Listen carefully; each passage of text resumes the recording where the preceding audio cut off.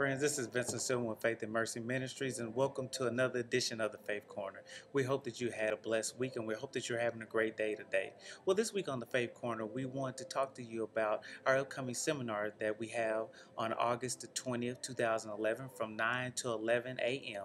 It's going to be here in the city of Dallas. It's going to be at the Maddie Nash and Myrtle Davis Recreational Center off of Hampton Drive. It's a free seminar, and it's entitled Managing Conflicts in Your Relationships. You know, friends, we all have conflicts in relationships, no matter what type of relationship we have, whether it's a couple, whether it's parent to children, whether it's on the job.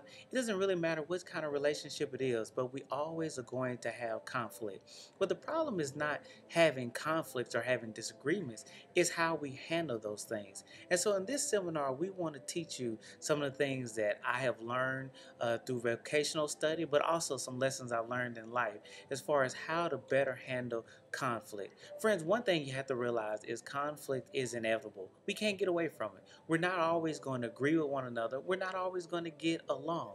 But it's not the fact that it's inevitable, but it's what we do once we enter into conflict. How do we handle it? How do we approach conflict? How do we deal with a situation when we're not on the same page or we're in a disagreement with another person?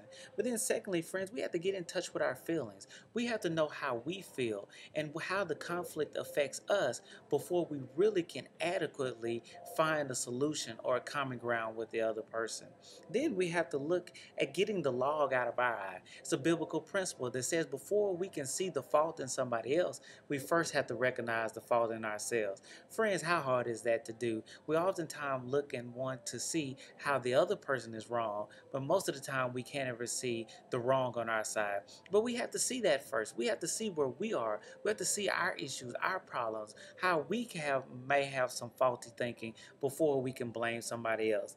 And then, friends, we have to get a handle on our conflict. We can't let conflict get so big that it gets out of control, that it goes from an argument